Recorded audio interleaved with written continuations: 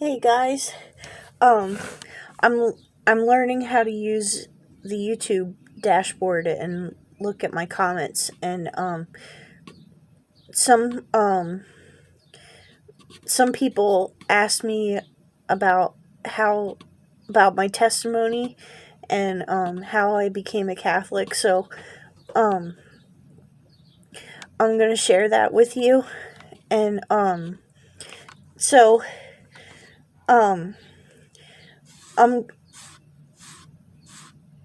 I'm gonna share how I grew closer and came to know Jesus. And so um, my name is Laura, and I'm 36 years old, and I um yeah, and I'm I'm really sorry about my videos. Um, I have I get really freaked out when I watch myself do videos, and I have an anxiety disorder. So um yeah, so I'm really trying to focus right now. It's really hard. I try. And so I don't know. But so I'll um I was born August 18th, 1985 in Philadelphia, Pennsylvania. And uh and my parents were hippies, and they met, and when my dad used to live in Michigan. And so my my my dad, when he graduated from high school, his brother joined a commune. And it's called uh um I forget what the commune was called. They wrote a book called the Walden 2 experiment. And so his brother moved on to the commune and was there for several years before my dad went there. So my mom, um, her father was an alcoholic, and his father was an alcoholic. So my mom's family life, and he was, uh, God bless my grandfather, but he was a mean man. He wasn't very nice. I remember he's he's a very mean man. I remember dealing with him when I was a little kid and going over to his house to spend time with my grandparents, and he was just a mean and nasty man. And he was a war veteran, and I think he had PTSD from being in the war. Um, so he used to drink all of his PTSD away, because they didn't have PTSD back in the day, and they didn't talk about their feelings. So he used to drink a lot, and my mom grew up in an environment like that. So when my mom and my dad met, my mom just kind of ran off and did her own thing with my dad. And so they ran off together, and they joined this commune, and they lived together on the commune. And so my dad and my mom, one thing led to another, and I can't remember if they were married or if they weren't married or when they got married. But one thing led to another, and they got I I was conceived. I My mom got pregnant.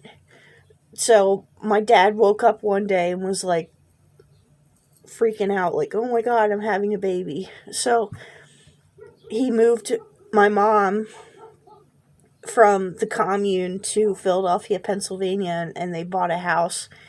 And so my mom worked as a nurse, and in and she used to work on an ambulance. And my dad answered a ad in the newspaper for a pharmaceutical company, and he started working there. And so my dad still works there to this day. He still works there, and he does sales. Like he was a sales rep. And um he works in sales. Like he does the rewards for sales. So so and then when when I was a little girl, and I started getting closer to the school age, my dad decided that it like he didn't want me to grow up inside the Philadelphia school system, so we moved from Philadelphia, the city, into the suburbs. And so and then I grew up, and I'm not really sure how it happened. Um, my mom went out to Ohio to take care of her father when he got sick with cancer. Um, so the, I don't really understand what happened, but the next thing I know, my parents were getting divorced. So I was about 8 when that happened. So my parents got a divorce, and my mom, um, supposedly, this is the story that I got from my dad. My mom was doing drugs before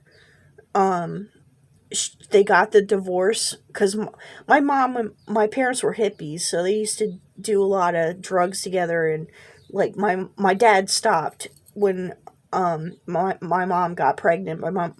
But my mom never really stopped doing what she wanted to do. So that's the story I got from my dad. Um so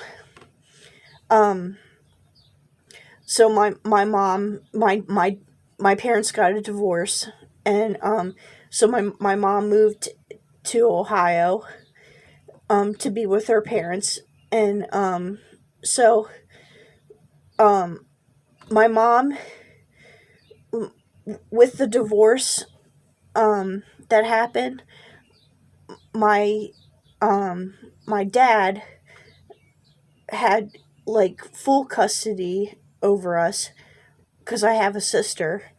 And my dad had full custody over us, but my mom had visitation rights. So my mom, and the court system knew what she was doing, but still allowed her to have visitation. And I don't know why they decided that, but I don't know. But they knew she was doing drugs. They knew she wasn't making good choices, but they still allowed her to have visitation rights. So for the summer, I would go out and spend time with my mom in the middle of the nowhere country in Ohio. The only neighbors we had were Amish people. So uh so my mom started, I don't really know how or why she started drinking. Um she became an alcoholic, like her father and her grandfather. And I guess to deal with the pain of the divorce, or like I said, she never really stopped doing drugs. Um, she never stopped being a hippie. So, like my mom, my dad was more of like a political hippie. He studied to be a lawyer to help fight for civil rights for African Americans. and my mom was more of like a hippie that like listened to music and did drugs and you know that type of stuff. And so my mom just never really stopped doing drugs, and so I remember going out there and she was drinking and doing drugs and um getting into relationships with like really bad men and strange men and men that would beat her. And like I don't remember a, those men ever coming after me and my sister, um but they would get into fights, and like I would see domestic violence happen to my mom. I'd see things happen to her, like her getting hit and like getting slammed up against walls and like um yelling and like her doing more drugs and just like passing out and just not being a very good mom. So I was exposed to that from a very young age with my sister. So my mom, I basically raised my sister growing up. I became my sister's mom. Um, so I used to take care of her, and it got really bad. It got to the point where my sister used to call me mom. And when I moved back with my dad for the winter to go through the school year, um, my sister called me mom to my teachers. So we almost got taken away by CPS from my dad because they thought they did an investigation and they thought that my dad was abusive, and until my dad told them what was going on. And still the court system let my mom have visitation rights, and I don't understand why that happened. But I guess it's because she's the mom, and that so I raised my sister. I used to cook, clean, take care of her. I used to My mom would blow her paychecks because she used to be a diesel mechanic, because she lost her nursing license because she was doing drugs. And so she worked as a diesel mechanic for Fleetwood, and she made really good money being a diesel mechanic. But she would blow her paychecks because she was doing drugs and drinking. So as soon as I was able to, at 15, I started getting jobs and working my summers and paying for groceries because we didn't have anything to eat. And so you know um, I don't know how much of my sister remembers, but that's what I remember. And so um, um, so I remember God. Actually, I don't remember having exposure to God because my dad was more of like, I don't know if he was an atheist, or he just never believed in God until he met my stepmom.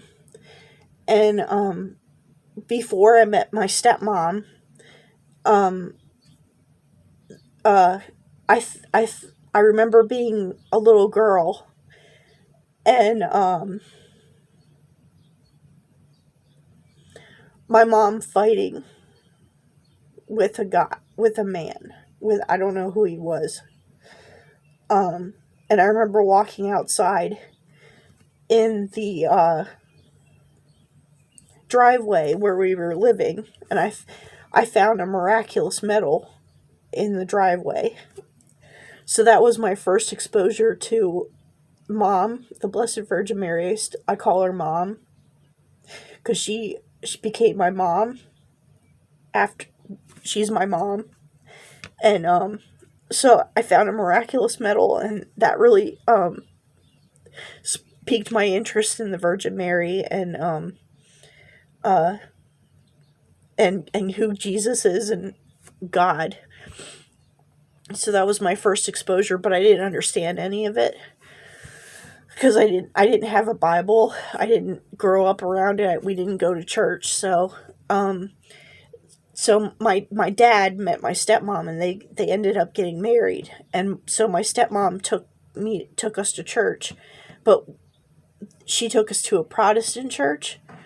So I grew up inside of a very traditional Protestant church because my stepmom's Pennsylvania Dutch and Native American. So um so it was a very traditional church. um and so we were the Four C's, the Congregational Christian Conference.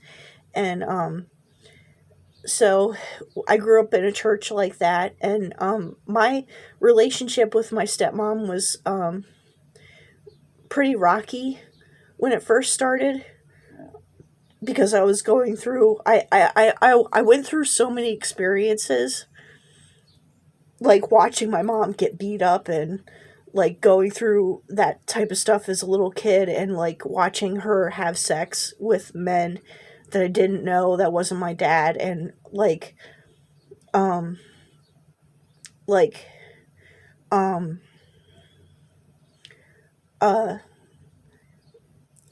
like I was a little kid, and I never got counseling for it. My dad just kind of swept it under the rug. um he swept it under the rug, and he never took care of it. So I really lashed out at my stepmom.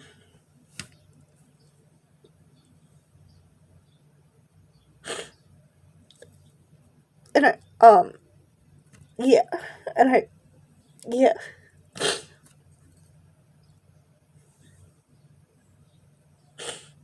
and I don't know, one the another reason why uh me and my stepmom didn't really get along was because um she was raising my sister, and I was my sister's mother, and she's raising my kid. Um and that really, I, even at a young age, like I would still be a mom to my sister because my dad was working full time. And here comes this woman that I don't know, and she's raising my kid, and she's raising my sister. And that's another reason why I really lashed out at my stepmom. And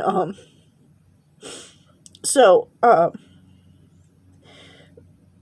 so but we're good now, cuz I told her some of the stuff that I went through, and she understands. And so we're good. We have a relationship now.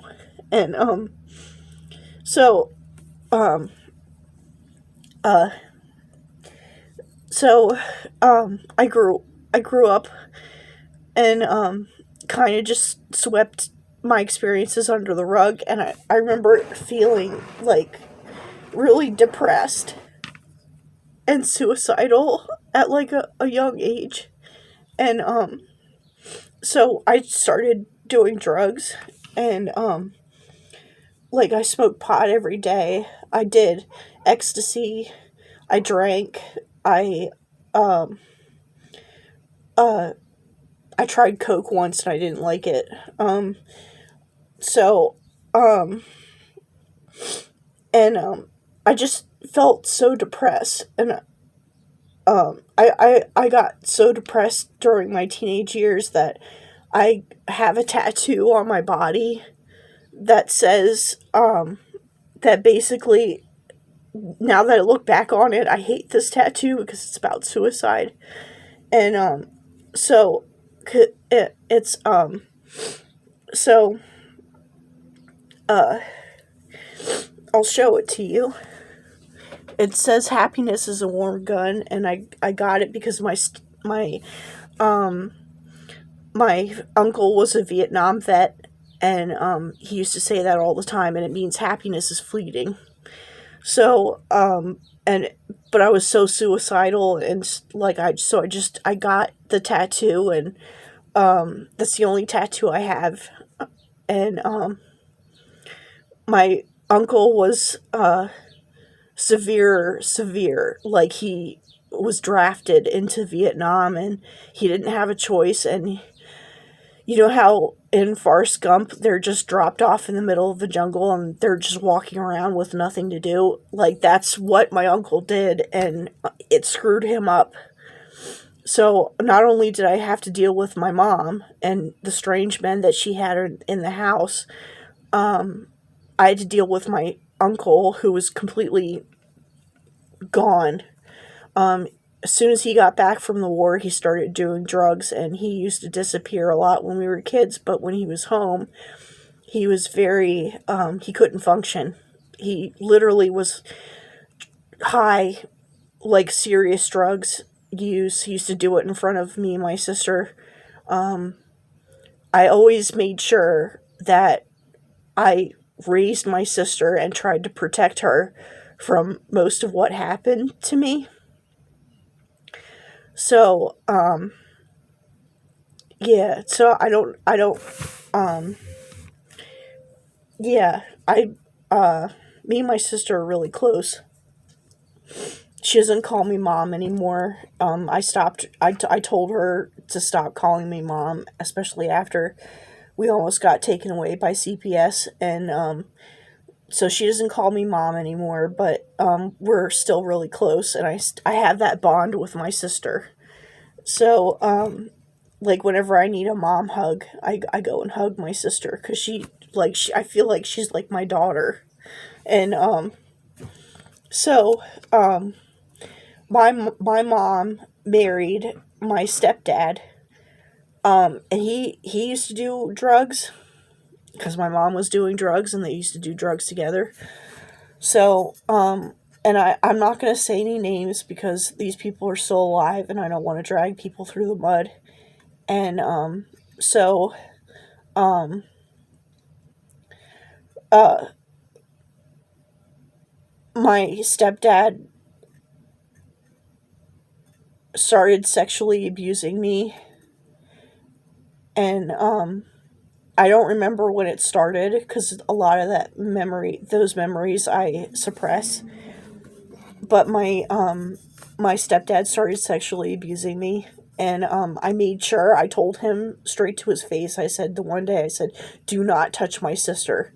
You can do whatever you want to me, but do not touch my sister. Absolutely not." And, my sister said that he tried with her, but she shut him down, and he stopped, because he probably remembered what I said. Because I threatened him, "Do not touch my sister." And, so he used to molest me, but he never had sex with me. And then, one day it just stopped. When I got old enough, he just stopped doing it. And, uh, and I forgive my stepdad. That took a lot. I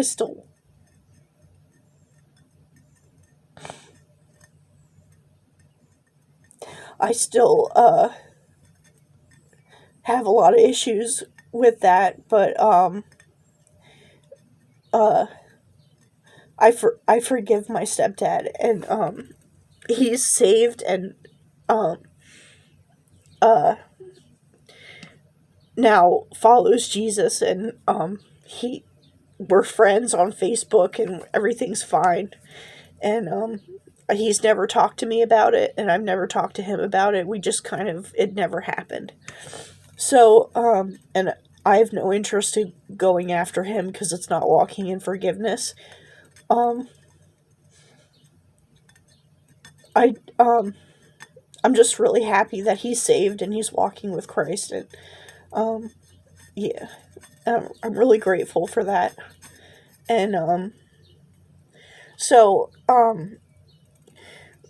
uh, so I went through that, and, um, uh, I started feeling convicted, like, slowly started feeling more and more convicted about doing drugs and drinking. So I stopped. Um, so I stopped. Like, I always smoked pot, but I stopped doing the harder stuff and I stopped drinking. And then I met my now fiance, and I drank for a little bit when I was with him. We used to have house parties, and like, because I was still dealing with stuff, and uh never went to counseling or never was on any medication for anything that I went through. And so, but I'm free today. I don't do drugs. I don't drink. I drink socially. I drink every once in a while. Um, um, and I went through some mental health stuff where I drank for a little bit, but I stopped doing it because it was causing too much stress in our relationship, and I was not acting like a good person because I'm a lot like my mom when I drink. I I get very emotional, and like I just because my mom was kind of like, she wasn't a mean drunk, but she wasn't very stable when she was drunk. She would throw things, yell at you. It was like walking on eggshells with her. And and the men she was involved with didn't help the situation. So and my stepdad used to beat my mom, and I saw her get choked by my stepdad, thrown up against walls by my stepdad, but and I know this is not an excuse for what was happening, because no man should ever touch a woman, but my mom was popping pills and doing drugs and drinking and getting into fights with him, and he had no other choice but to like he my mom basically pushed him to it like, now that I've had I'm old enough to remember stuff, because other than that, my stepdad was, he used to smoke pot and do drugs, but he was a pretty chill guy other than the sexual abuse. um but so I was exposed to that relationship, and then they got a divorce.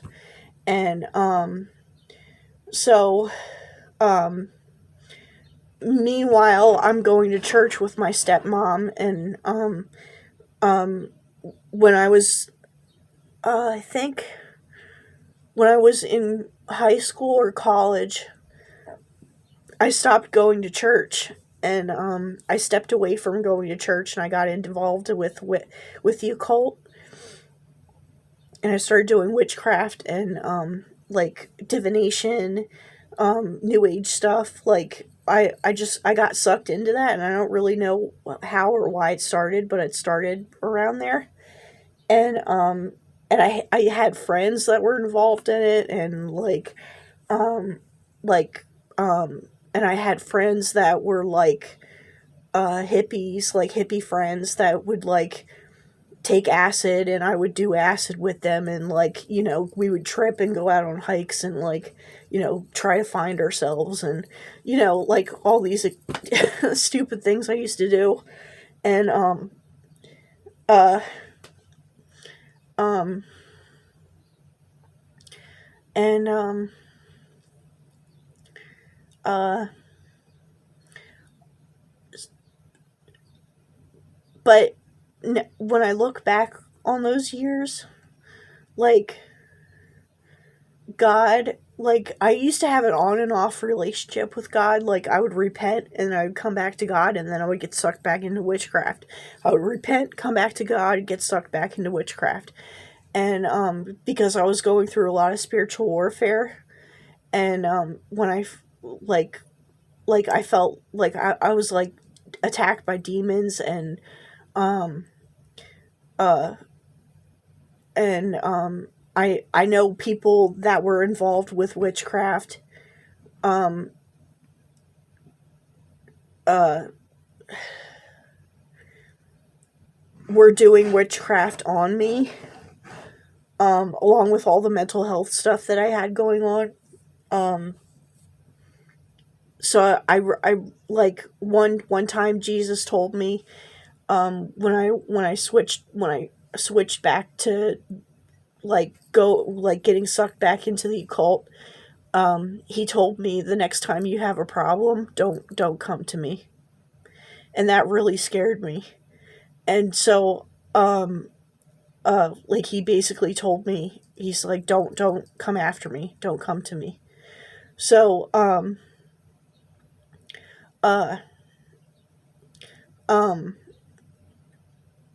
I went through I eventually, through going through warfare, and meanwhile, after he told me that, he was always there, and he used to stalk me, and let me know that he's still there, and drop little reminders about how much he loves me, and that I should repent, and